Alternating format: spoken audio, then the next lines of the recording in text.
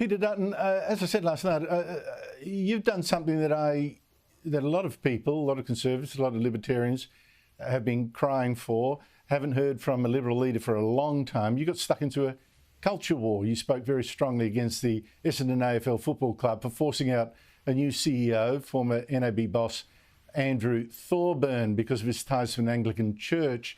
And that got you this rebuke today from Victorian Premier Daniel Andrews, who has smeared Thorburn repeatedly as a homophobe and a bigot. Here he is. Peter Dutton is in no position to challenge anybody about anything. He should reflect on 9 wasted years where Victoria did not get a fair share. He's not particularly relevant to the work that we're doing. I doubt that he knows where Melton is. Your response, Peter Dutton? Well, a couple of points I could make, but instead let me say this.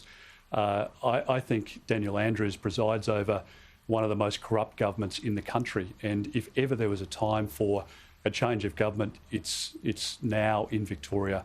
The people of Victoria, many friends I've spoken to who have suffered through the long lockdowns over the last couple of years, the intrusion into their lives, the bad decisions that Daniel Andrews has presided over, the practices that he's championed have been to the detriment of Victorians, and I hope and pray that they can change government down there, because Daniel Andrews is well and truly past his use-by date, and you know, the gratuitous comments that he provides, I mean, there's nothing substantive in what he says.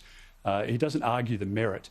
You notice he attacks the person, and that's how he gets away with you know, skating over the issues where he's had a complete failure. And in relation to the Thorburn case, I think it's something that the Premier should have stood up on, and stood up for the values that he would champion every day. He would say that he's in favour of inclusion. He would say that he's in favour of freedom of choice and freedom of speech. And instead, he supported a decision which has crucified somebody for their religious beliefs in our country in the year 2022. It shouldn't be tolerated. It should be called out. And I absolutely stand by what I said yesterday. The Liberal Party has very strong values, particularly around the rights of the individual, and I'll take every opportunity to assert those, because people will know by the time of the next election that there is a big difference between the Liberal Party and the Labor Party, not just on social issues, but on economic and national security issues as well. The new religion, global warming. This government's got, frankly, unbelievable and dangerous targets, like making, you know, by electric cars, half of all new car sales by 2030, by then making 83% of our electricity come from unreliable renewable energy.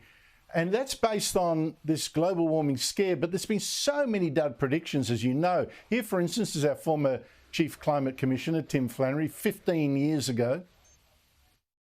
Even the rain that falls isn't actually going to fill our dams and our river system.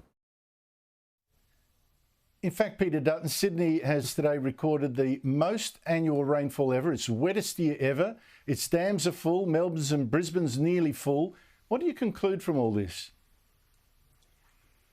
Well, that Tim Flannery was dead wrong, so I presume he'll come out and apologise for the mistake. But I wouldn't hold your breath for that, Andrew. I mean, we've started this debate on nuclear power in our country. It's absurd that in the year 2022 we can't be talking about safe new technology in the form of the small modular reactors.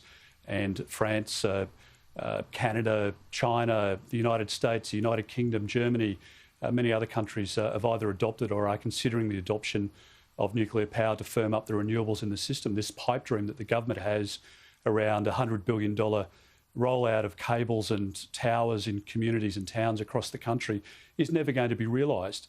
And we're talking in Europe at the moment about a catastrophic winter where people are going to either feed themselves or turn on their heaters, but they're not going to be able to afford to do both.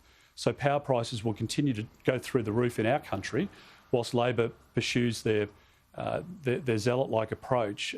So I want to see, happy to see renewables in the system, but it needs to be firmed up. And if you don't like coal and gas, and you don't believe hydrogen's coming anytime soon, and hydro's not going to fit the bill, what are you left with? Peter Dutton, thank you so much indeed for your time.